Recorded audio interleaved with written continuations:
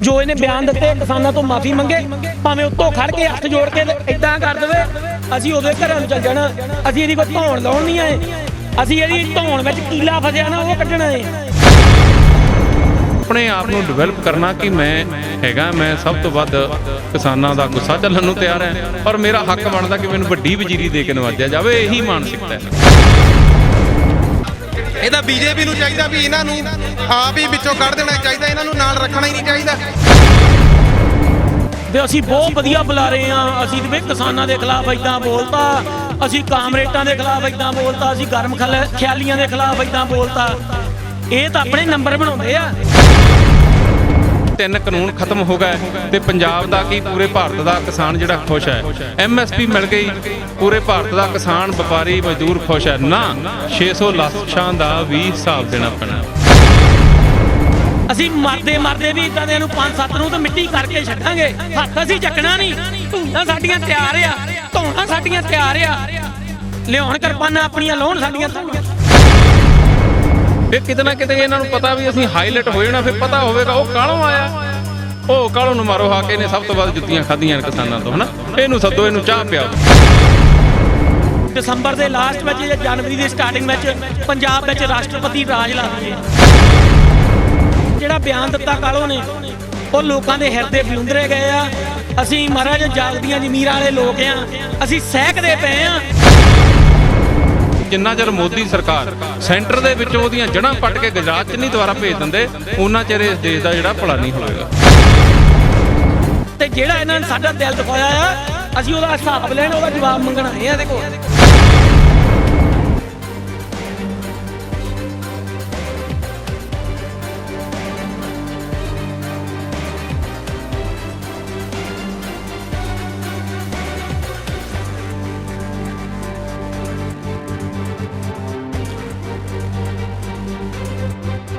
Sign TV ਦੇ ਰਹੇ ਸਾਰੇ ਦਰਸ਼ਕਾਂ ਦਾ ਸਵਾਗਤ ਹੈ। ਮੈਂ ਰਵੀ ਗਿੱਲ। ਜਿਵੇਂ ਕਿ ਬੀਜੇਪੀ ਲੀਡਰ ਹਰਿੰਦਰ ਕਾਲੋ ਵੱਲੋਂ ਜੋ ਬਿਆਨ ਦਿੱਤੇ ਗਏ ਸੀਗੇ, ਕਿਸਾਨਾਂ ਨੂੰ ਕਿਹਾ ਗਿਆ ਸੀਗਾ ਕਿ ਜੇ ਮੈਂ ਮੋਦੀ ਦੀ ਜਗ੍ਹਾ ਹੁੰਦਾ ਤੇ ਕਿਸਾਨਾਂ ਦੇ ਡੰਡੇ ਮਾਰ ਕੇ ਇਹਨਾਂ ਨੂੰ ਜੇਲ੍ਹਾਂ ਵਿੱਚ ਧੱਕ ਦਿੰਦਾ। ਉਹ ਚੀਜ਼ ਨੂੰ ਲੈ ਕੇ ਕਿਸਾਨ ਜਥੇਬੰਦੀਆਂ ਵੱਲੋਂ ਵਿਰੋਧ ਹੈ।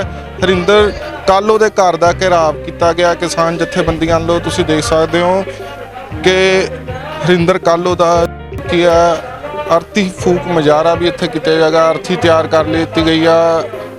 ਕਾਲੋ ਦੇ ਘਰ ਦੇ ਬਾਹਰ ਕਿਸਾਨ ਜਥੇਬੰਦੀਆਂ ਪਹੁੰਚ ਚੁੱਕੀਆਂ, ਤੁਸੀਂ ਦੇਖ ਸਕਦੇ ਹੋ। ਸੋ ਤੁਸੀਂ ਦੇਖ ਸਕਦੇ ਹੋ ਕਿ ਹਰਿੰਦਰ ਕਾਲੋ ਦੇ ਘਰ ਦੇ ਬਾਹਰ ਉਹਨਾਂ ਦੀ ਅਰਥੀ ਫੂਕ ਮੁਜ਼ਾਹਰਾ ਕੀਤਾ ਜਾ ਰਿਹਾ ਹੈ। ਕਿਸਾਨ ਜਥੇਬੰਦੀਆਂ ਵੱਲੋਂ ਨਾਅਰੇਬਾਜ਼ੀ ਕੀਤੀ ਜਾ ਰਹੀ ਹੈ। ਸੋ ਕਿਸਾਨ ਆਗੂਆਂ ਨਾਲ ਗੱਲਬਾਤ ਕਰਨ ਦੀ ਵੀ ਕੋਸ਼ਿਸ਼ ਕਰਾਂਗੇ, ਪਰ ਹਰਿੰਦਰ ਸਿੰਘ ਕਾਲੋ ਵੱਲੋਂ ਜੋ ਬਿਆਨ ਦਿੱਤੇ ਗਏ ਸੀਗੇ ਕਿ ਜੇ ਮੋਦੀ ਦੀ ਜਗ੍ਹਾ ਮੈਂ ਹੁੰਦਾ ਤੇ ਮੈਂ ਕਿਸਾਨਾਂ ਨੂੰ ਡਾਂਗਾ ਮਾਰ ਕੇ ਭਜਾਉਣਾ ਤੇ ਇਹਨਾਂ ਨੂੰ ਜੇਲ੍ਹਾਂ ਦੇ ਵਿੱਚ ਬੰਦ ਕਰਦਾ। ਇਹ ਚੀਜ਼ ਨੂੰ ਲੈ ਕੇ ਕਿਸਾਨ ਜਥੇਬੰਦੀਆਂ ਵਿੱਚ ਬਹੁਤ ਜ਼ਿਆਦਾ ਰੋਸ ਸੀਗਾ। ਉਹਨਾਂ ਨੂੰ ਹਰਿੰਦਰ ਕਾਲੋ ਦੇ ਘਰ ਦੇ ਬਾਹਰ ਵਿਰੋਧ ਕੀਤਾ ਜਾ ਰਿਹਾ। ਭਾਰੀ ਪੁਲਿਸ ਫੋਰਸ ਵੀ ਤਾਇਨਾਤ ਕਰ ਦਿੱਤੀ ਗਈ ਹੈ।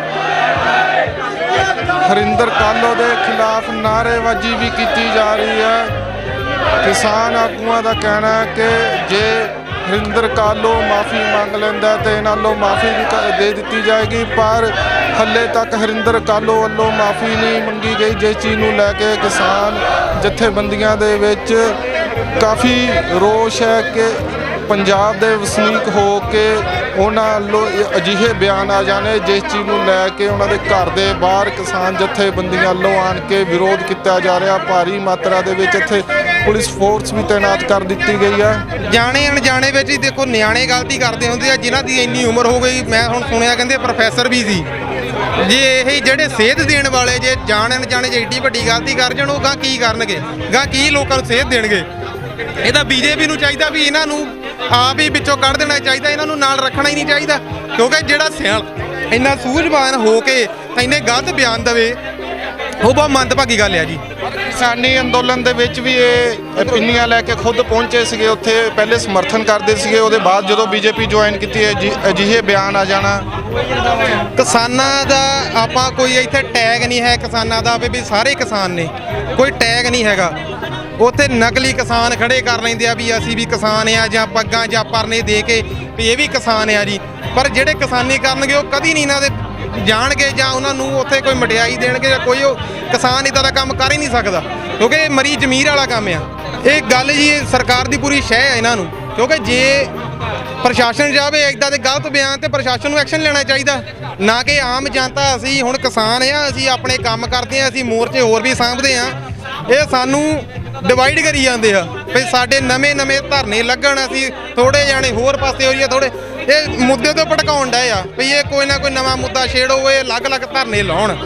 ਇਹ ਖਰਾਬ ਕਰਨ ਡਏ ਸਾਰੇ ਕਿਸਾਨਾਂ ਨੂੰ। ਕਿਸਾਨ ਕੋਈ ਮੇਨ ਜਿਹੜੇ ਆਗੂ ਉਹ ਆ ਵੀ ਰਹੇ ਆ, ਉਹ ਸਾਰੇ ਜਾਣੇ ਬਿਆਨ ਦੇਣਗੇ, ਜੋ ਵੀ ਕਹਿਣਗੇ ਉਦਾਂ ਹੀ ਕਰਾਂਗੇ। ਬਾਕੀ ਇਦਾਂ ਜੀ ਢੇਰ ਦਾ ਹੀ ਨਹੀਂ ਕਿਹਾ ਸੀ, ਜੇ ਹਜੇ ਵੀ ਮਾਫੀ ਨਹੀਂ ਮੰਗਦੇ ਫੇ ਢੇਰ ਸਿੱਟਿਆ ਜਾਊਗਾ। ਦੇਖੋ ਜੀ ਸਾਨੂੰ ਤਾਂ ਇਹੀ ਦੱਸਿਆ ਵੀ ਘਰ ਹੈ ਨਹੀਂਗੇ, ਪਰ ਜਿੱਥੋਂ ਤੱਕ ਪਤਾ ਲੱਗਾ ਹੈ ਉਹ ਅੰਦਰੋਂ ਹੀ ਇੰਟਰਵਿਊ ਕਰਨ ਡਏ ਆ, ਉਹ ਅੰਦਰ ਬੈਠੇ ਇੰਟਰਵਿਊ ਕਰਨ ਡਏ ਆ ਜੀ। ਕੀ ਕਹਿਣਾ ਹੈ, ਅੱਜ ਕਾਲੂ ਦੇ ਘਰ ਦੇ ਬਾਹਰ ਵਿਰੋਧ ਕੀਤਾ ਜਾ ਰਿਹਾ ਹੈ, ਬਾਰ-ਬਾਰ ਬੀਜੇਪੀ ਲੀਡਰ ਅਜਿਹੇ ਬਿਆਨ ਦਿੰਦੇ ਨੇ ਕਿ ਸ਼ਹਿਰ ਦਾ ਮਾਹੌਲ ਖਰਾਬ ਹੋ ਜਾਂਦਾ ਹੈ।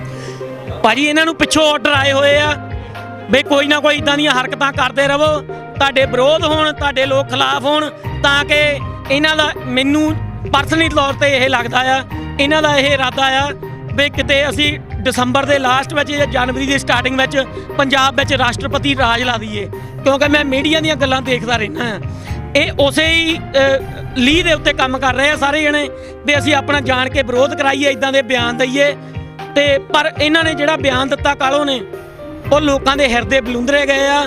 ਅਸੀਂ ਮਹਾਰਾਜ ਜਾਗਦੀਆਂ ਜ਼ਮੀਰਾਂ ਵਾਲੇ ਲੋਕ ਆ, ਅਸੀਂ ਸਹਿਕਦੇ ਪਏ ਆ ਜਿੱਦਾਂ ਦੇ ਕਾਨੂੰਨ ਸਾਡੇ ਉੱਤੇ ਥੋਪ ਦਿੱਤੇ ਗਏ ਆ।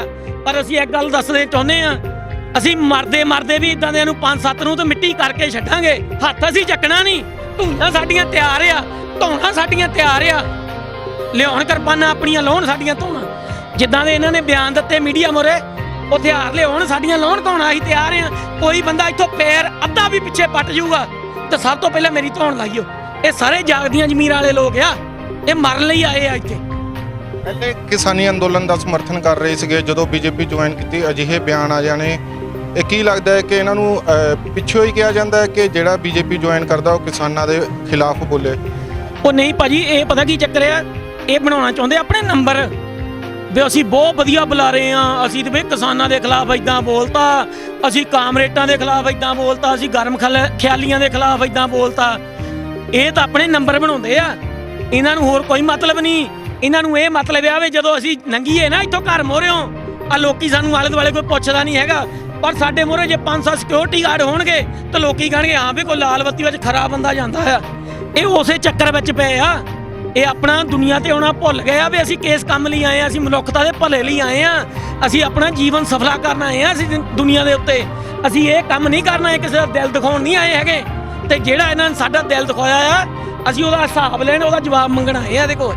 ਅਗਲੀ ਮੈਡਮ, ਅਸੀਂ ਸਾਡੇ ਪ੍ਰਧਾਨ ਸਾਹਿਬ ਵੀ ਹੋਰ ਵੀ ਆਗੂ ਸਭਾਨ ਹੈਗੇ ਆ, ਅਸੀਂ ਰਲ ਕੇ ਰਾਏ ਮਸ਼ਵਰਾ ਕਰਕੇ ਥੋੜੇ ਟਾਈਮ ਵਿੱਚ ਤੁਹਾਨੂੰ ਦੱਸ ਦੇਵਾਂਗੇ ਕੀ ਅਗਲਾ ਪਲਾਨ ਭਰਾਵਾਂ ਨੇ ਘੜਿਆ ਆ, ਉਹ ਤੁਹਾਡੇ ਸਾਹਮਣੇ ਮੀਡੀਆ ਦੇ ਵਿੱਚ ਰੱਖ ਦਿੱਤਾ ਜਾਊਗਾ।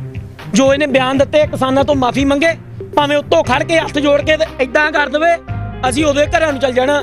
ਅਸੀਂ ਇਹਦੀ ਕੋਈ ਧੌਣ ਲਾਉਣ ਨਹੀਂ ਆਏ, ਅਸੀਂ ਇਹਦੀ ਧੌਣ ਵਿੱਚ ਕੀਲਾ ਫਸਿਆ ਨਾ ਉਹ ਕੱਢਣਾ ਆਏ ਆ। ਤਕੜੇ ਬਦਮਾਸ਼ ਹੁੰਦੇ ਨਾ, ਬਹੁਤ ਜਿਗਰੇ ਵਾਲੇ, ਜਿਹੜੇ ਬਹੁਤ ਦਲੇਰ ਬੰਦੇ ਹੁੰਦੇ, ਉਹਨਾਂ ਦੀਆਂ ਇਹ ਕਰਤੂਤਾਂ ਹੁੰਦੀਆਂ। ਇਹ ਪਹਿਲਾਂ ਕਹਿ ਦੇਣਾ ਮੈਂ ਤਾਂ ਇਦਾਂ ਕਰ ਦੂੰਗਾ ਜੀ, ਮੈਂ ਤਾਂ ਇਦਾਂ ਆ, ਮੁੜ ਕੇ ਜਦੋਂ ਅਗਲੇ ਘਰਾਂ ਮੋਹਰੇ ਆ ਜਾਣ ਫਿਰ ਇਹਨਾਂ ਦੇ ਕੱਪੜੇ ਵੀ ਨਹੀਂ ਲੱਭਦੇ, ਆਪ ਤਾਂ ਕੀ ਲੱਭਣਾ, ਕੱਪੜੇ ਵੀ ਲੁਕਾਉਂਦੀਆਂ ਬੁੜੀਆਂ, ਕਿਤੇ ਪਤਾ ਨਾ ਲੱਗ ਜਾਵੇ ਵੀ ਆਹ ਕੱਲ੍ਹ ਨੂੰ ਪਾਉਣਾ ਆ। ਇਹਨਾਂ ਦਾ ਇਹ ਹਾਲ ਆ। ਹਰਿੰਦਰ ਕਾਲੂ ਦੇ ਘਰ ਦੇ ਬਾਹਰ ਜੋ ਕਿਸਾਨ ਜਥੇਬੰਦੀਆਂ ਵੱਲੋਂ ਤੁਸੀਂ ਦੇਖ ਸਕਦੇ ਹੋ ਵਿਰੋਧ ਕੀਤਾ ਜਾ ਰਿਹਾ ਹੈ, ਕਿਸਾਨ ਆਗੂਆਂ ਨਾਲ ਵੀ ਗੱਲਬਾਤ ਕਰਨ ਦੀ ਕੋਸ਼ਿਸ਼ ਕਰਦੇ ਆ। ਕਿਵੇਂ ਦੇਖਦੇ ਹੋ ਅੱਜ ਕਾਲੂ ਸਾਹਿਬ ਦੇ ਘਰ ਦਾ ਘਿਰਾਵ ਕੀਤਾ ਗਿਆ ਹੈ? ਬੀਜੇਪੀ ਦੇ ਲੀਡਰ ਹੀ ਕਿਉਂ ਬਾਰ-ਬਾਰ ਅਜਿਹੇ ਬਿਆਨ ਦਿੰਦੇ ਨੇ ਜਿਹਦਾ ਕਰਕੇ ਕਿ ਸ਼ਹਿਰ ਦਾ ਵੀ ਮਾਹੌਲ ਖਰਾਬ ਹੁੰਦਾ ਹੈ ਤੇ ਕਿਸਾਨ ਜਥੇਬੰਦੀਆਂ ਨੂੰ ਬਾਰ-ਬਾਰ ਜਾ ਕੇ ਘਿਰਾਵ ਕਰਨਾ ਪੈਂਦਾ ਬੀਜੇਪੀ ਲੀਡਰਾਂ ਦਾ? ਇਹ ਇਹਨਾਂ ਦੀ ਜਿਹੜੀ ਮਾਨਸਿਕਤਾ, ਇਹ ਦਿੱਲੀ ਮੋਰਚੇ ਨੂੰ ਕਮਜ਼ੋਰ ਕਰਨ ਵਾਲੀ ਆ, ਨੰਬਰ 1। ਦੂਜੀ ਜਿਹੜੀ ਗੱਲ ਹੈਗੀ ਆ, ਇਹਨਾਂ ਨੂੰ ਪਤਾ ਲੱਗ ਗਿਆ ਕਿ ਇੱਕ ਨਾ ਇੱਕ ਦਿਨ ਇਹ ਜਿਹੜੇ ਬਿੱਲ ਨੇ ਇਹ ਮੋਦੀ ਨੂੰ ਵਾਪਸ ਲੈਣੇ ਪੈਣੇ ਨੇ, ਔਰ GST ਜਿਹੜੀ ਹੈ MSP ਆ ਉਹਨੂੰ ਗਰੰਟਡ ਦੇਣਾ ਪੈਣਾ। ਔਰ ਉਦੋਂ ਬਾਅਦ ਮਾਹੌਲ ਜਦੋਂ ਸਖਾਵਾਂ ਬਣੇਗਾ, ਜਿੰਨਾ ਅਸੀਂ ਕਿਸਾਨਾਂ ਦੇ ਖਿਲਾਫ ਬੋਲਿਆ ਹੋਵੇਗਾ ਉਹਦਾ ਜਿਹੜਾ ਕ੍ਰੈਡਿਟ ਹੈ ਸਾਨੂੰ ਵੱਡਾ ਉਹਦਾ ਨਵਾਜੂਗੀ ਸੈਂਟਰ ਦੀ ਸਰਕਾਰ, ਉਹਦੇ ਰੂਪ 'ਚ ਮਿਲੇਗਾ, ਜਿਹੜਾ ਕਿ ਇੱਥੇ ਦਾ ਕਿਸਾਨ ਜਿਹੜਾ ਉਹ ਕਦੇ ਵੀ ਬਰਦਾਸ਼ਤ ਨਹੀਂ ਕਰੇਗਾ। ਇਹ ਲੜਾਈ ਲੰਮੀ ਚੱਲਣ ਵਾਲੀ ਆ, ਇਹ ਇੱਥੇ ਨਹੀਂ ਗੱਲ ਮੁੱਕ ਜਾਣੀ ਵੀ 3 ਕਾਨੂੰਨ ਖਤਮ ਹੋ ਗਏ ਤੇ ਪੰਜਾਬ ਦਾ ਕੀ ਪੂਰੇ ਭਾਰਤ ਦਾ ਕਿਸਾਨ ਜਿਹੜਾ ਖੁਸ਼ ਹੈ।